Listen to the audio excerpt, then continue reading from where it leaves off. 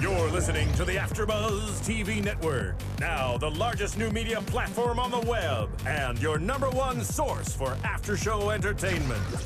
Very good, Gene. Johnson.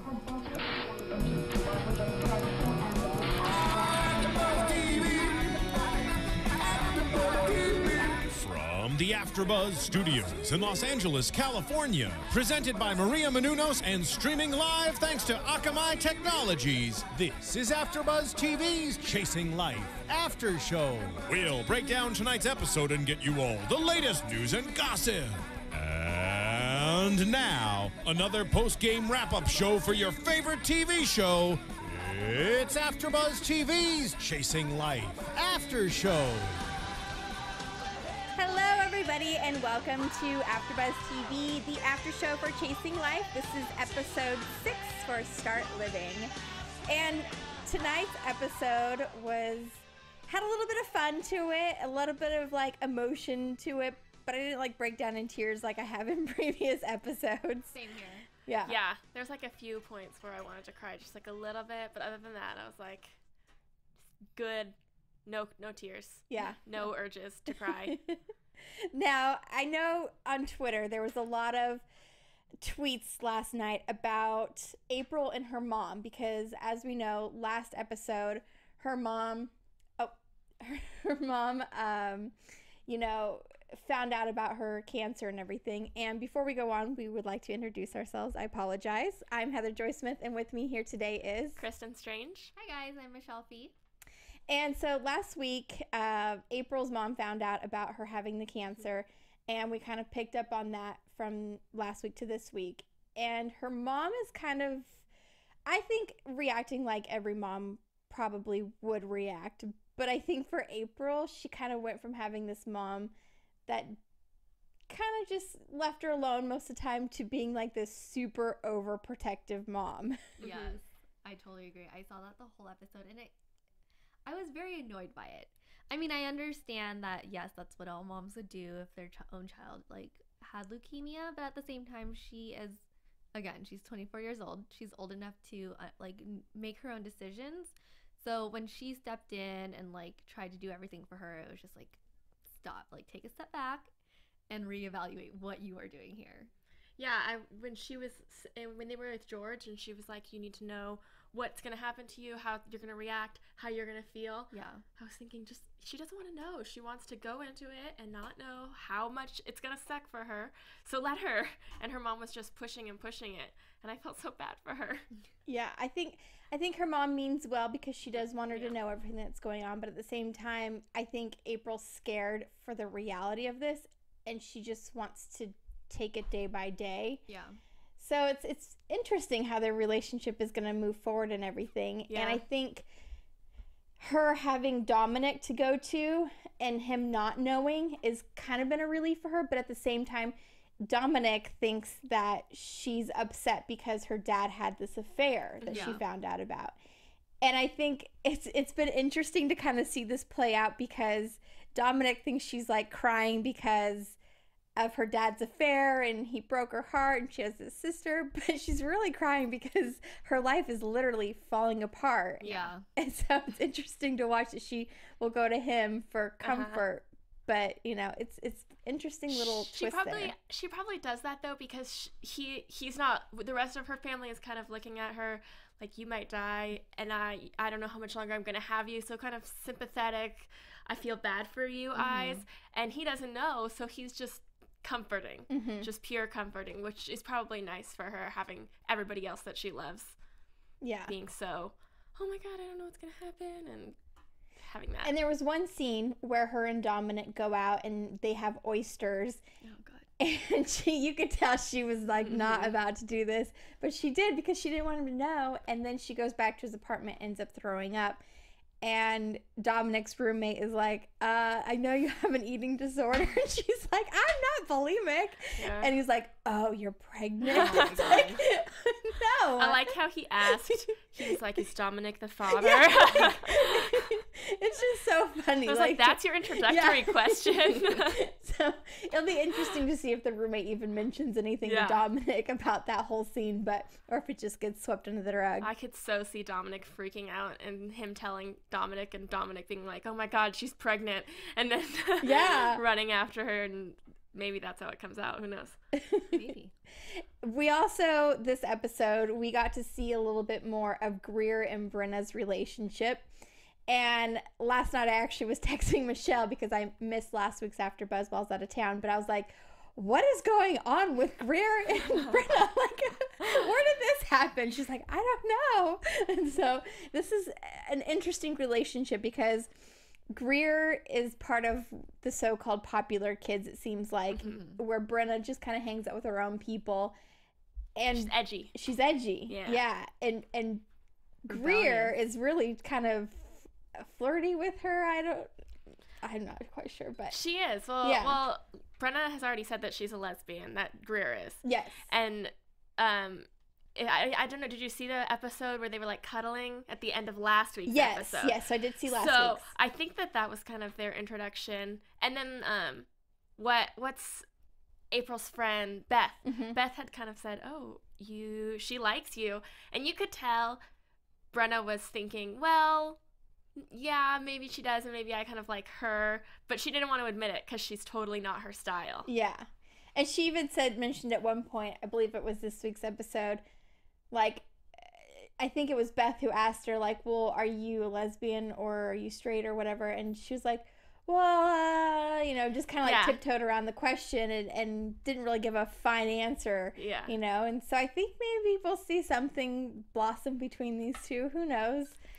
I felt like she wanted to be with Greer this episode. Yeah. Karen's a nice guy and she likes him, but she felt like more drawn towards Greer, it seemed like. Yeah. Because she kept looking at her and Karen showed up at the party and Brenna, you could see the expression on her face. She was like, this is not what I had planned. Like, no. I had planned to come to the party and hang out with Greer, not you. Yeah, like, why did you show up? Yeah, why are you here? Out of here? Well, like, on the topic of relationships, if you look at it, it kind of seems like Brenna and April, they're with their, I guess, original relationships that they started off with, you can see that they're like drawn away from them and going to other people. Like I noticed that and I was like, are these two like on the same level? Like, because Brenna has Greer and then April is kind of veering towards Leo, which I'm warming up to now. So I'm so glad. Speaking of April and Leo, Leo shows up to one of their meetings where April's kind of confessing at this meeting that she's scared for the first time. Like, she's really scared about losing her hair, going through chemotherapy and all of this stuff. And Leo is actually late to the meeting and shows up and hears her confession. And I felt like this was the first time where Leo really felt some compassion towards her and really just like got it. Because in the past, I feel like he was just like, okay, whatever, I think he was like that because he thought that she didn't understand what exactly she was going through. Like, she wasn't coping with her emotions. Oh, that's a good point. Like normal people would, I guess. Like, she was just hiding it inside of her. So I think that's when, like, that was a turning point for him. And he was like, oh, like, she gets it now. Yeah, that could be. So that's interesting. Before we go on with their little relationship, we want to make sure that all of you go onto iTunes and make sure to give us 5 stars and comment. And if you watch us on YouTube, make sure to comment on YouTube as well and ask us any questions and we'll make sure to respond. And I don't have it right here, but also make sure to go out and buy Maria Menounos' new book, Every Girl's Guide to Diet and Fitness. I just picked up my copy and it's really good. I'm like a quarter of the way through, but definitely go and pick it up. And so going back to Leo and April's relationship, I think Leo is really trying to bring out something in April after seeing how scared she is about going through the chemo and everything. And I think he wants her to feel like, you need to live every single day. And I actually wrote down a quote that he said during the show is, worrying about the future is not living, we live today. And I think that was just like perfect quote for this entire episode. Yeah. Perfect quote for the whole show. For the whole show. Yeah. I mean, when he said that, I was like, I gotta write this down really quick. Like, it was really good.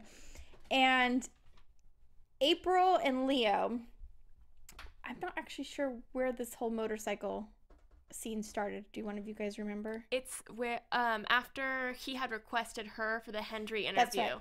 and they were shooting their commercial, and then Leo storms out and she kind of follows him. Okay, so we'll go back to the Hendrie after we come here, but Leo invites April onto his motorcycle, and she's like, no, I'm not getting on this motorcycle. Like, are you nuts? And he's like, why? Like, why not? Like, come on, just live a little. So they end up going on this motorcycle ride, which then leads to them at a car dealership with a very expensive car. Oh my God. Yeah. And Leo's like pretending like he's going to buy the car and take it for a test drive. And the dealer, salesman was like, okay, give me your license and then I'll go make a copy and come right back. Well, at this time, Leo and April get into this car and Leo takes off in this car. And his reasoning for it, he's like, we're not going to get in trouble. We have cancer. Yeah. I mean, who says that? We can steal a car because we have cancer. And it totally worked. It totally worked.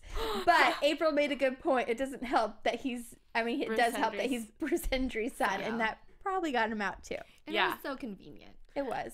Yeah. So convenient. And then when he had a seizure, it's like, well, you're not going to put someone in jail that just had a seizure, for stealing a car. Plus, they returned it. I'm sure they didn't actually take it, so it was gone for an hour. Yeah. No harm, no foul. Exactly. So going back to April getting this exclusive with Bruce Hendrie, I think that after, her in this meeting and him overhearing and all that, I think he also, thought like, okay, I screwed her, 2 episodes ago at this little party that we had. Maybe I can kind of make it up to her and give her an exclusive with Bruce Hendrie. And I don't know what your guys' thoughts on with this, but maybe they just didn't show very much, but it seemed like Bruce was very short, or his publicist was like, no, okay, cut it, like after like 2 questions. I felt like she really didn't get an exclusive. Yeah. And then they were like, oh, make it off the record. Yeah, she was asking tough questions, so his publicist was like, no, I don't want him to answer that. And I think because most of the reporters, like Raquel, the girl who would have gone, I feel like she would have been like asking nice questions and kind of like painted him in a light. And April's like, no, I'm a journalist. I'm gonna get the truth and I'm gonna get the answers and tell you the things that people want to hear about. And his publicist, I don't think she was expecting that, especially because she's young and she's probably thinking, oh, she's inexperienced. And so she was asking all these tough questions, and the publicist is like, this is bad. Yeah. She's not going to hear anything good from this. But I thought it was funny that Leo was, after this, he's like, all the best stuff is off the record. Like, kind of make a good joke out of it. Or like, maybe he could give her some more info. So, who knows? There was also a scene after Leo had his seizure with his parents. And I felt like Bruce, for the first time, we saw get very, very emotional and talk about his son, like, this is my only son, like, I can't have him die, kind of thing. It was an interesting moment to see his parents like that, since we haven't really seen them in that light before. To be honest, when he first started, saying that to April, it didn't sound very, like, candid. It sounded like it was a staged statement. That's what I kind of felt, too, at first, but so then, I wasn't sure. Yeah, but then at the end, when he, like, started to kind of cry, like, that's what got me. Like, I almost cried because he was like, it's my only son. Yeah. Yeah. Politicians are the best liars, though. True. You're so right. I mean, he could have totally been faking it just for April. I think that he knew, not that to say that he was faking it. I'd like to believe that he was not faking, that he would be sad that his only son died, but I feel like he saw April kind of see Leo like screw up in the interview, and so he's thinking, oh, she can use any of this. She was there as a reporter. So he wants to kind of show her a different side. And that may be why he went a little overboard in his emotions for her. So after this little emotional breakdown from Bruce Hendrie, they go back over to talk to Leo, and he's missing from his bed, which, I mean, it doesn't surprise me. It's Leo. I loved it. I mean, that's just so him. So April then finds him on the rooftop where he looks like he's going to jump off the roof and commit suicide. And she's like, no. Yeah. I saw that and I was like, no, you have like a whole season left. Like, don't go yet. Well, the funny thing, I was thinking the same thing. I was like, wait, didn't we do this in News and Gossip 2 weeks ago that he got extended? I was like, he can't die yet. Yeah. We already know that he's going to be on longer. Oh. Well, I was I mean, it could have been flashbacks. Who knows? But she's the only character I can't lose. I just can't lose his character. He needs to stay on. I'm very attached. I can tell. Yeah, to Leo. I am. And also, the last scene of the show was April coming home from after this whole hospital visit to her house that her mom has completely went organic with, has, I don't even know, like saran wrapped everything. Like, basically. Yeah. It was a little overboard. I thought it was a sweet gesture that her mom was trying to make everything, suitable for her and make sure she had all the cleanest, best possible things for her. But she changed her diet and she changed her sheets and everything in her room. And that's something she could have talked to her about. That's what I think. It wasn't something that needed to be done right away. I mean, she's had cancer for a couple weeks now, or known that she's had cancer for a couple weeks now, and it hasn't really affected her. So that could have been a conversation. Sit down, let's discuss what to change, but her mom's just so stressed that she's trying to do poor girl everything. Just wanted a waffle. I know. I was like, yeah, when I get home from work, that's all I want is a waffle too. Yeah. That was funny. But I don't know. Maybe her mom will come around in the next few episodes after April was not too pleased with this. So it'll be interesting. Do you guys have any predictions of what might happen going forward in the next episode with her mom?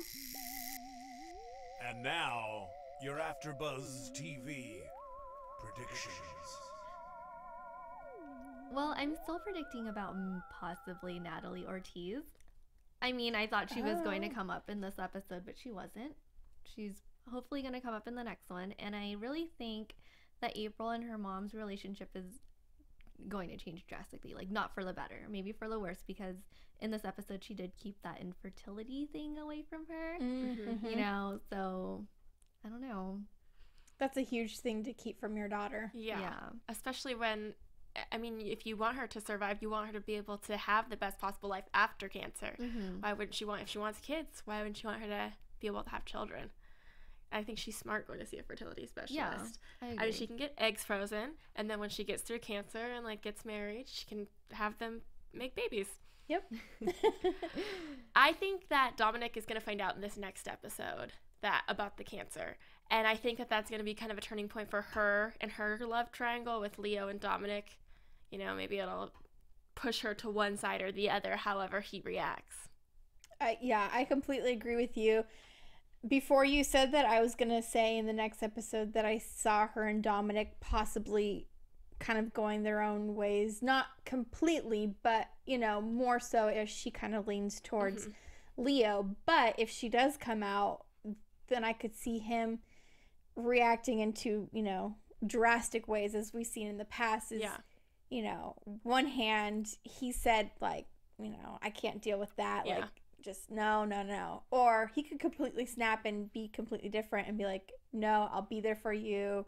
I'll be a good boyfriend. So it'll be interesting to see how he reacts to all of this. And I think now knowing that Leo's terminal, that might be part of her decision too, that she's going to take that into consideration, because as she's going through cancer, how hard is it going to be for her to watch if Leo does become her boyfriend, him die, because he's already said that's what's in the future for him. Yeah.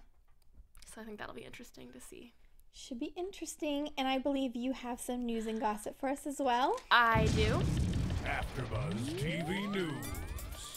So ABC Family has their own line at Wet Seal, and they have all these different options that are inspired from characters from ABC Family shows. And now they have April's clothes, so you can find April's, all her cute little conservative and work styles at Wet Seal, so you can dress like her. I love that. I know. That's so cute. And they're actually pretty cute. Are they? Yeah. Good. I wonder if they had a say in what goes on, or if it was their costume designer. It was Probably their the costume designer. Yeah. Because she's the one who kind of That's knows. True. Anyways. Yeah. But she always dresses so cute. So cute. So, and she's always put together. I'm like, you're exhausted. How do you always look so cute? How do you always look so good when you're so tired? I know. I'm like, I have no excuse now. That's funny. All right. Well, tell everybody where they can find you on social media. You can find me at Kristin Strange on Twitter and at Kristin Aubrey Strange on Instagram. And you can find me on Instagram and Twitter at _Michelle Phi. And you can find me on Twitter and on Instagram at Heather Joy Smith. And make sure to tweet all of us your questions or comments or anything about the show so we can talk about them next week. Thanks, everyone. From executive producers Maria Menounos, Kevin Undergaro, Phil Svitek, and the entire AfterBuzz TV staff, we would like to thank you for listening to the AfterBuzz TV network. To watch or listen to other after shows and post comments or questions, be sure to visit AfterBuzzTV.com. I'm Sir Richard Wentworth, and this has been a presentation of AfterBuzz TV. Buzz you later. The views expressed herein are those of the hosts only and do not necessarily reflect the views of AfterBuzz TV or its owners or principals.